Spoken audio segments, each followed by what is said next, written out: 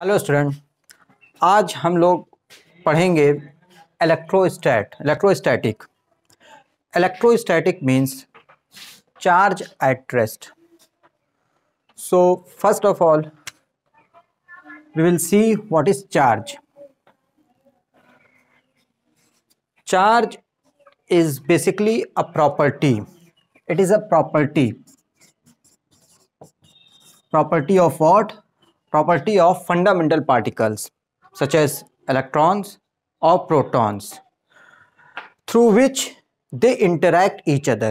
Means they can apply force on each other. Electron can apply force on each other, proton or electron. So just like other properties of the matter, smell, mass, color, charge is also a property, but is the property of the fundamental particles, and through which they can interact each other. Charge, it is a physical quantity. ये एक physical quantity है। इसकी SI unit होती है coulomb. C से denote करते हैं coulomb. Now the interaction between the charges is either attractive or repulsive. Charges interact each other, charge एक दूसरे को इंटरेक्ट करते हैं, फोर्स अप्लाई करते हैं, और ये जो इंटरेक्शन है ये दो तरह का होता है बेसिकली। या ये अट्रैक्टिव भी हो सकता है, ये रिपल्सिव भी हो सकता है।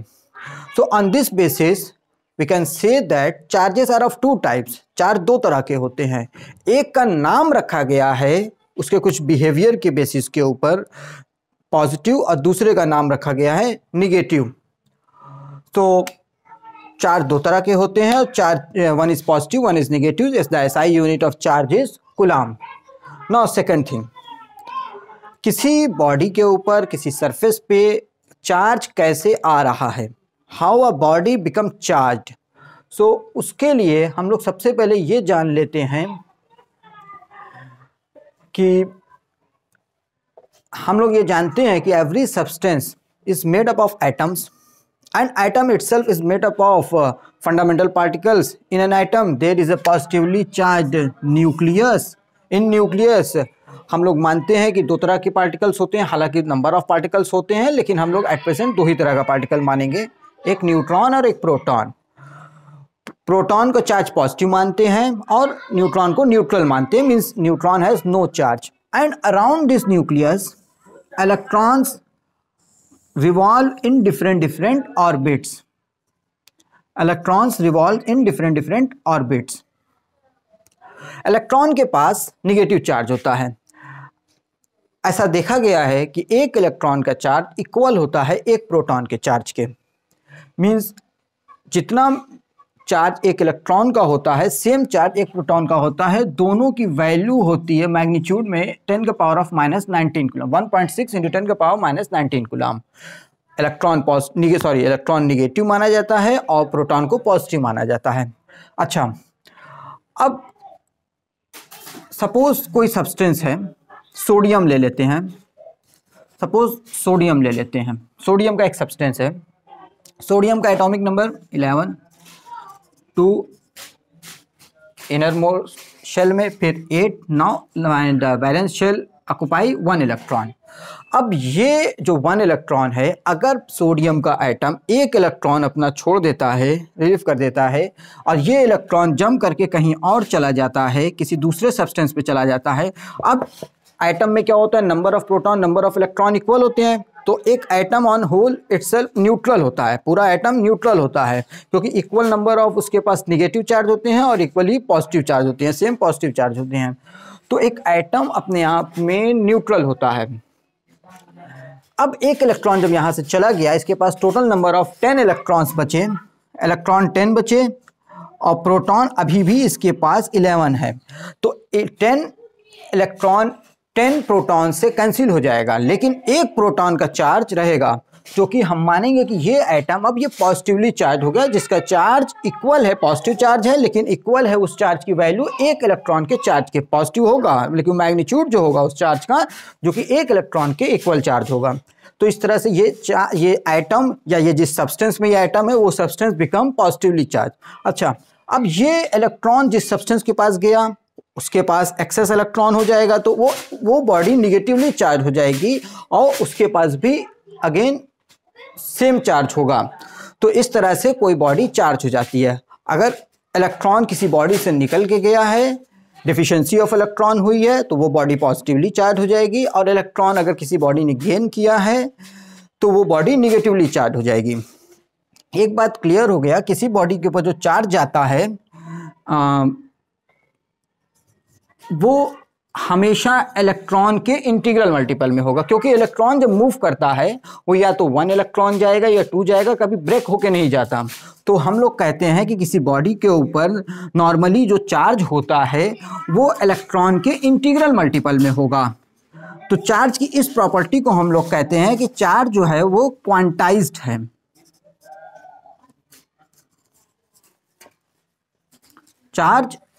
चार्जेस आर क्वांटाइज्ड, मीन्स किसी बॉडी के ऊपर जब भी चार्ज आएगा वो एक इलेक्ट्रॉन के चार्ज के इंटीग्रल मल्टीपल में होगा। एन की वैल्यू 1 2 3, जितने नंबर ऑफ इलेक्ट्रॉन्स उसके पास होंगे उसके अकॉर्डिंग 0। अगर कोई चार्ज नहीं है तो ऑब्वियसली उसके पास एक्सेस इलेक्ट्रॉन्स नहीं होगा, या डिफिशिएंसी ऑफ इलेक्ट्रॉन भी नहीं होगी। अगर एक्सेस होगा तो नेगेटिव चार्ज, डिफिशिएंसी होगी तो पॉजिटिव चार्ज। चलिए, तो हम लोगों ने ये देख लिया कि कोई बॉडी किस तरह से चार्ज होती है। Second thing, there are some method of charging. Charging के कुछ मेथड हैं, बेसिकली 2 मेथड हम लोग यहाँ देखेंगे, एक चार्जिंग बाय फ्रिक्शन और चार्जिंग बाय इंडक्शन। चार्ज का मेन कॉज है इलेक्ट्रॉन का ट्रांसफर, लेकिन ये इलेक्ट्रॉन का ट्रांसफर जो है वो 2 तरह से हम लोग कराते हैं। एक है चार्जिंग बाय फ्रिक्शन। होता क्या है कि ये जो इलेक्ट्रॉन है इसको अपने पेरेंट एटम को छोड़ने के लिए इट रिक्वायर्ड सम एनर्जी, कुछ एनर्जी चाहिए। जितनी एनर्जी से इस पेरेंट एटम से बाउंड है उस सेम एनर्जी अगर हम उसको देंगे तो वो अपने पेरेंट एटम को रिलीव कर देगा, छोड़ देगा। So this energy can be given by friction also. If you rub a surface with another surface like this marker rubbed by my hair, so some of the electron may be jump from this marker to my hair. On this way we can say that this marker become positively charged, and my hair, if it gain some extra electron from the marker, that become negatively charged. So in this way this marker become charged. So this method of charging is known as charging by friction. There is another method, charging by induction. In induction we charge a body by using another charged body.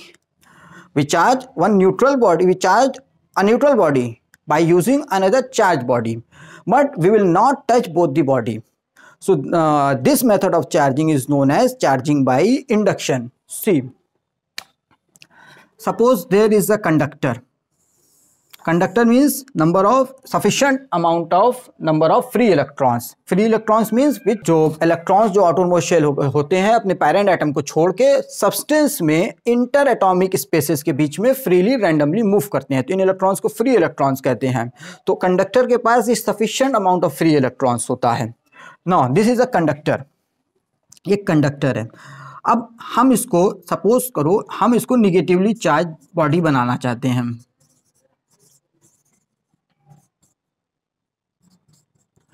Negatively charge body इसको बनाना चाहते हैं। For this हम एक इसके पास positively charge body ले आएंगे, touch नहीं करेंगे, सिर्फ उसके नियर बाई लाके रख देंगे।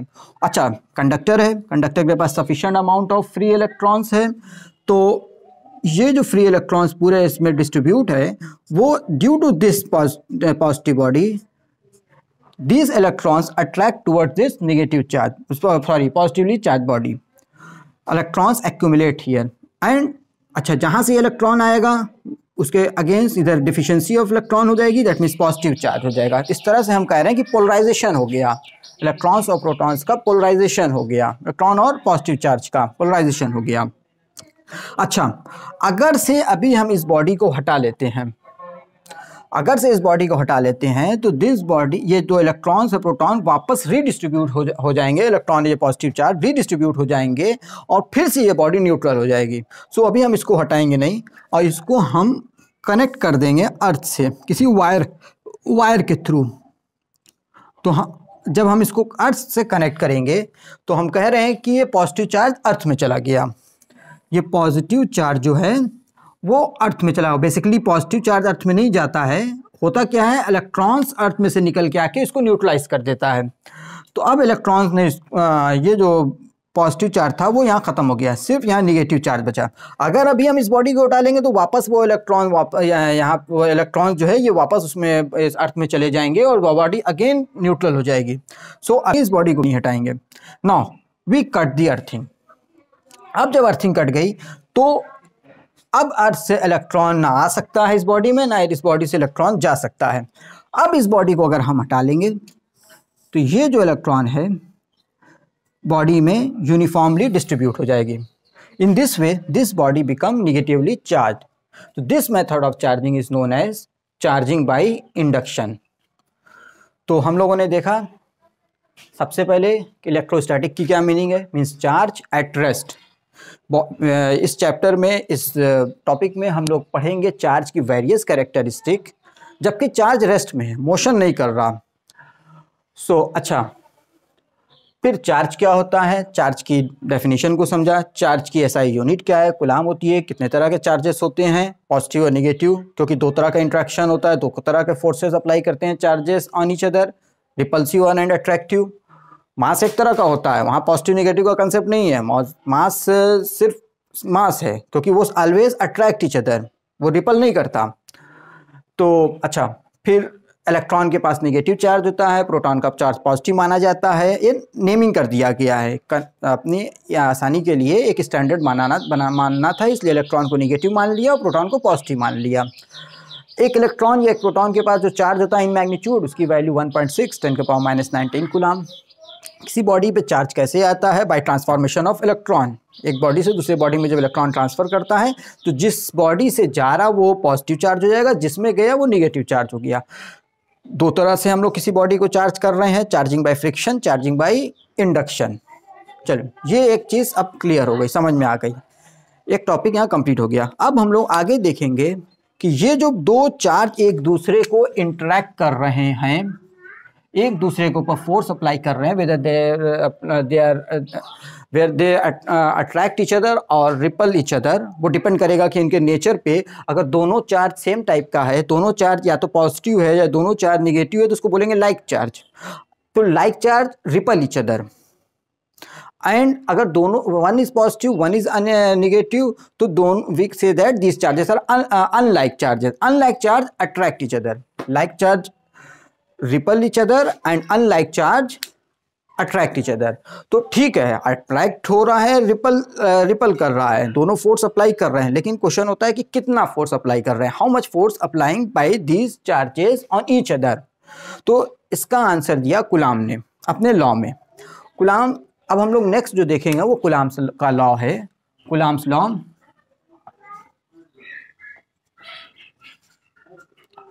Coulombs law, Coulomb's law basically ये बताता है, Coulomb's law basically tells how much force applying by one charge on another charge when they are at rest. एक चार्ज दूसरे चार्ज के ऊपर कितना फोर्स अप्लाई कर रहा और किस डायरेक्शन में अप्लाई कर रहा है, किस फोर्स की डायरेक्शन क्या होगी, ये कूलाम्स लॉ के बेसिस पे हम लोग फाइंड आउट कर सकते हैं। तो हम लोग देखेंगे what is coulombs law.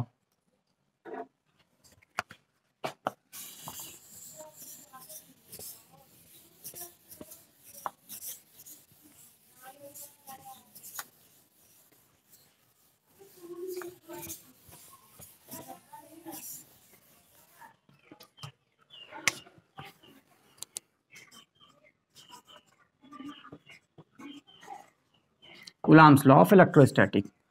According to Coulomb's law,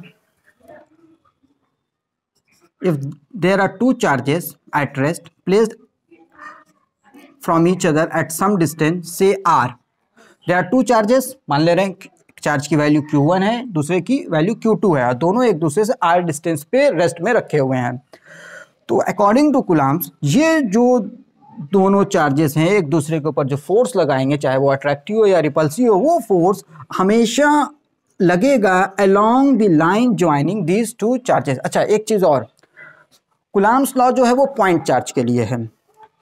point charge,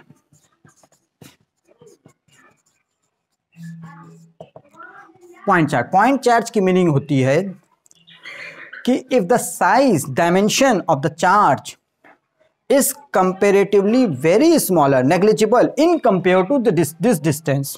जो डिस्टेंस हम ले रहे हैं दोनों चार्जेस के बीच में, ये डिस्टेंस चार्ज के डायमेंशन के कंपेयर में मच लार्जर है। सो हम ये कहेंगे कि this charge is a point charge. तो Coulomb's law basically point charge के लिए है, पूरी होल बॉडी के लिए नहीं है, ये पॉइंट चार्ज के लिए है। तो कुलाम ने कहा कि अगर दो पॉइंट चार्जेस रखें आर डिस्टेंस पे, तो इनके ऊपर जो फोर्स अप्लाई होगा, फर्स्ट ऑफ ऑल ये फोर्स होगा along the line joining the two charges, इसी लाइन के अलोंग होगा। अगर दोनों चार्ज लाइक चार्ज हैं तो ऑब्वियसली रिपल्सिव फोर्स होगा, तो charge force on Q1 due to Q2 से F21, suppose this point is A and this point is B, so force F21 will be along B2A, means outward direction from Q2 to Q1, क्योंकि हम मान के चल रहे हैं कि ये दोनों लाइक चार्ज हैं, रिपल्सिव फोर्स लगेगा। इन द सेम वे अगर अट्रैक्टिव होता तो इनवर्ड हो जाता। इसी तरह से F12 मान ले रहे हैं, force on charge Q1 due to charge Q2। इसी तरह से यहाँ पे F21 force on charge Q2 due to charge Q1। अच्छा, कुलाम ने कहा कि ये जो फोर्स होता है, दोनों फोर्स जो लग रहे हैं, ये फोर्स डायरेक्टली प्रोपोर्शनल होता है दोनों चार्ज के प्रोडक्ट के।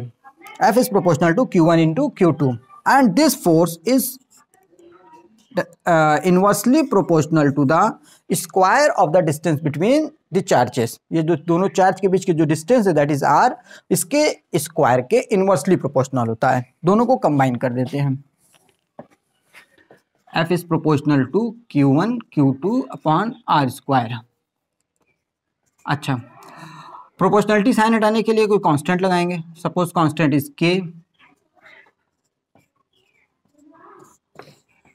हियर K, यहाँ पे जो K की जो वैल्यू होती है इसको बोलते हैं हम लोग 1/4 पाई एप्सिलॉन नॉट। एप्सिलॉन क्या है इसके बारे में भी बात करेंगे। ये जो इसको एप्सिलॉन पढ़ते हैं, और ये जो छोटा जीरो लगा है इसको नॉट पढ़ते हैं। 1/4 पाई एप्सिलॉन नॉट, तो इसकी वैल्यू होती है 9 इंटू 10⁹ न्यूटन मीटर स्क्वायर पर कूलम स्क्वायर। बेसिकली हम लोगों ने ये जो चार्जेस लिया है, ये मान के चल रहे हैं कि इन दोनों चार्जेस के बीच में जो मीडियम है या तो एयर है या वैक्यूम है, इसलिए हम लोग यहाँ पे एप्सिलॉन के साथ नॉट लगा रहे हैं। एयर या वैक्यूम के लिए एप्सिलॉन नॉट यूज़ करते हैं। अगर उससे कोई मीडियम आएगा जो कि हम लोग अभी देखेंगे, तो वो सिंपली एप्सिलॉन यूज़ करेंगे। अच्छा, खैर, एप्सिलॉन नॉट कहलाता है, it is known as permittivity of free space. Free space means vacuum और air. Permittivity of free space, इसकी वैल्यू होती है 8.85 10⁻⁻12। यूनिट देखना है बस इसी को रेसिप्रोकल कर दीजिए, कूलम स्क्वायर पर न्यूटन मीटर स्क्वायर। तो ये एप्सिलॉन नॉट की वैल्यू होती है। ये तब है जबकि दोनों चार्ज के बीच में फ्री स्पेस है, दैट मीन्स या तो एयर है या तो वैक्यूम है। अच्छा, तो दिस हम लोग इस फोर्स को ऐसे भी लिख सकते हैं, F is equal to 1/4 pi epsilon naught Q1 Q2 upon R square. This is basically known as Coulomb's law. By using this law, we can easily calculate how much force applying by the charges on each other. चलिए ठीक, ये एक चीज़ हो गई, one thing is completed. अब हम लोग second चीज़ जो देखना चाहते हैं कि if there is some medium come in between the charges, अगर दोनों चार्जेस के बीच में कोई मीडियम आ जाता है, वैक्स है, प्लास्टिक है, माइका, एनी मीडियम, कोई मीडियम आ जाता है, तो फिर फोर्स की वैल्यू किस तरह से इफेक्टिव होती है। सपोज कोई मीडियम है इसमें, सो सब कुछ सेम रहेगा, जो चेंज होगा वो सिर्फ इस वैल्यू में, के की वैल्यू में, 1/4πε0 की वैल्यू में चेंज होगा। तब उस इन दैट केस हमारा जो फोर्स लग रहा है, suppose that force is Fm। Fm means Fm ना यूज करके हम चलो इसको F यूज कर लेते हैं और इस फोर्स को F0 पुट कर देते हैं, इसको F0। So F, simply F। तो in when there is some medium in between the charges, तो we use this expression, everything is same, there is only one change, epsilon, here epsilon not, here epsilon, this epsilon is basically known as permittivity of the medium, कि उस medium की permittivity क्या है, permittivity की क्या meaning होती है वो मैं आपको आगे बताऊंगा, जो नेक्स्ट टॉपिक जब उसमें आएगा इलेक्ट्रिक फील्ड का, तब मैं समझाऊंगा कि परमिटिविटी की बेसिकली मीनिंग क्या होती है। तो परमिटिविटी ऑफ द मीडियम। अच्छा,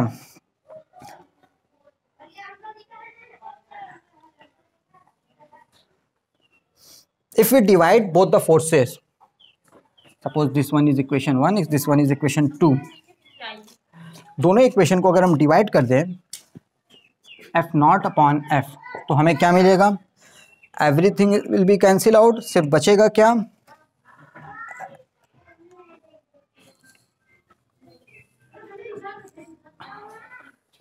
बचेगा क्या हमारा 1/ε0 divided by 1/ε, this equal to ε/ε0।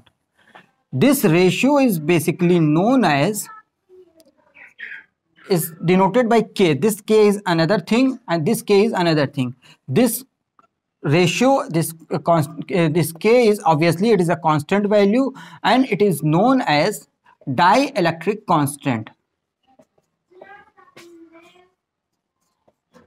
Dielectric constant of the medium. जो मीडियम हम लोगों ने लिया है दोनों चार्जेस के बीच में, उस मीडियम के लिए ये कांस्टेंट वैल्यू है and it is known as dielectric constant. और होता क्या है कि डाइलेक्ट्रिक कांस्टेंट की वैल्यू ऑलवेज ग्रेटर देन 1 होती है। तो on that basis we can say that, इस बेसिस पे हम लोग ये कह सकते हैं कि F0 जो होगा वो ग्रेटर होगा F से, F0/F equal to K, K is greater than 1, obviously F0 is greater than F। Means जब कोई मीडियम, कोई डाइलेक्ट्रिक मीडियम या कोई मीडियम जब किसी चार्जेस के बीच में आ जाता है, तो उन दोनों चार्ज के बीच में जो फोर्स लग रहा वो कुछ रिड्यूस कर जाता है। कितना रिड्यूस कर जाता है वो डिसाइड करता है कि वो मीडियम कैसा है, उसकी डाइलेक्ट्रिक कांस्टेंट की वैल्यू क्या है। अच्छा खैर, हम यहाँ से ये लिख सकते हैं कि epsilon is equal to K epsilon naught, and this epsilon value can be put here also. So Coulomb's law for medium can be also written like this, F is equal to 1/4 pi epsilon naught या K epsilon naught Q1 Q2 upon R square. So this has been completed. Coulomb's law क्या है समझ में आ गया। अब हम लोग आगे जो देखेंगे वो कुलाम्स लॉ को वेक्टर फॉर्म में, चूंकि फोर्स है, force is a vector quantity, तो वो वेक्टर फॉर्म में, वेक्टर के टर्म्स में कैसे उसको रिप्रेजेंट किया जाए। मैंने यहाँ पे रिप्रेजेंट किया दोनों फोर्सेस को, one is F12, one is F21, और बिल्कुल साफ दिख रहा है कि दोनों फोर्स की डायरेक्शन अपोजिट है ईच फ्रॉम ईच अदर। तो हम लोग उसको वेक्टर के टर्म में, मीन्स विद डायरेक्ट, यहाँ ये सिर्फ मैग्नीट्यूड्स को मैंने शो किया है, उसकी वैल्यूज को शो किया है। अब कुलाम्स लॉ को वेक्टर टर्म में जब लिखेंगे तो उसमें डायरेक्शन इंक्लूड करेंगे। तो हमारा जो नेक्स्ट टॉपिक होगा वो Coulomb's law in vector form होगा।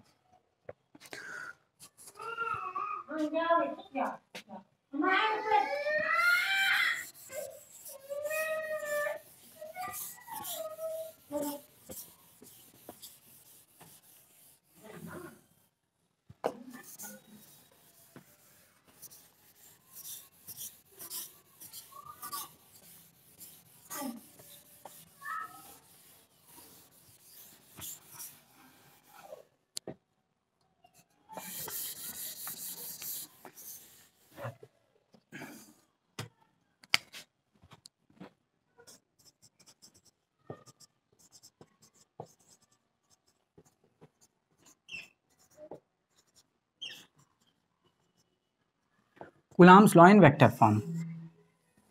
अगेन सपोज करते हैं वही दो चार्जेस हैं Q1 Q2 एक दूसरे से r डिस्टेंस पे हैं.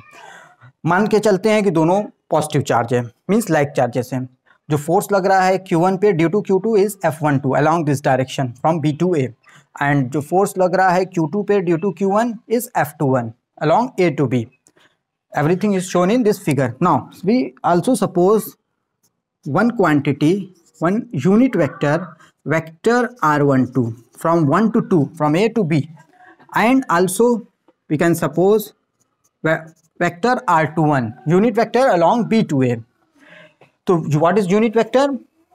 Unit vector is a vector whose magnitude is 1 unit along the given direction. तो यहाँ पे जो वेक्टर r12 है उसकी मैग्नीट्यूड 1 है और इसकी डायरेक्शन A to B है. इसी तरह से r21 का भी मैग्नीट्यूड 1 है, 1 मीटर, एंड इसका जो डायरेक्शन है वो B to A है. अच्छा, एक चीज़ तो क्लियर है कि vector r12 in magnitude equal है but both are just opposite to each other. r21 के अपोजिट है. नाउ अगर हम लोग F12 की वैल्यू पुट करें कि force on charge Q1 due to charge Q2 F12 vector के टर्म में, तो पहली बार फर्स्ट ऑफ ऑल जो मैग्नीट्यूड होगा वो तो हमें पता है 1/4πε0 Q1 Q2 अपॉन r². अब हम इसको डायरेक्शन प्रोवाइड करना चाहते हैं, तो डायरेक्शन प्रोवाइड करने का तरीका होता है किसी भी वेक्टर क्वांटिटी को कि उस क्वांटिटी को लिखो, उसका मैग्नीट्यूड लिखो और उसके अलोंग जिस डायरेक्शन में वो क्वांटिटी है उसके अलोंग यूनिट वेक्टर मल्टीप्लाई कर दो. तो यहाँ F12 के अलोंग जो हमारा यूनिट वेक्टर है वो r21 कैप है, r21 cap. Question number 2, this is basic. अच्छा, इसी तरह से अगर हम F21 लिख लें, vector F21 magnitude obviously same होगा 1/4πε0 Q1 Q2 अपॉन r², लेकिन डायरेक्शन अपोजिट है. इस बार जो वेक्टर F21 की डायरेक्शन है वो है उसके अलोंग r12 कैप है, तो r12 कैप यहाँ मल्टीप्लाई कर देंगे. तो ये जो दो इक्वेशन हमें मिले हैं, इक्वेशन नंबर 1 और equation number 2 and equation number 3, these equations are basically known as Coulomb's law in vector form, क्योंकि ये वेक्टर के टर्म में लिखा हुआ है. अच्छा, हम इन दोनों इक्वेशन से एक चीज़ हमें और मिल रही है, एक चीज़ बिल्कुल क्लियर है. अगर हम इक्वेशन नंबर 3 में वेक्टर r12 कैप के प्लेस पे माइनस r21 कैप लिखें तो कोई दिक्कत नहीं है, लिख सकते हैं. तो vector F21 is equal to minus 1/4πε0 Q1 Q2 upon r², r12 cap के प्लेस पे r21 माइनस, तो माइनस यहाँ लिख दिया, ये r21 कैप. अच्छा, एक चीज़ क्लियर है कि ये जो ब्रैकेट में है ये बिल्कुल वही है जो इक्वेशन नंबर 2 में है, तो हम लोग लिख सकते हैं F21 vector F21 is equal to minus vector F12.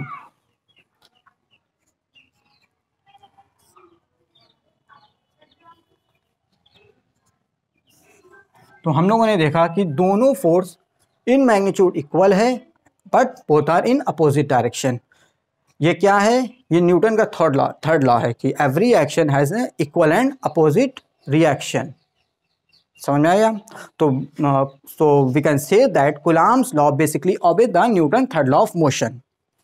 खैर, this is Coulomb's law in vector form, and from here we can also get the Coulomb's law obey Newton's third law of motion. It has been completed. चलिए, आज के लिए इतना, फिर हम लोग next देखेंगे अगला टॉपिक क्या है. Okay, thank you.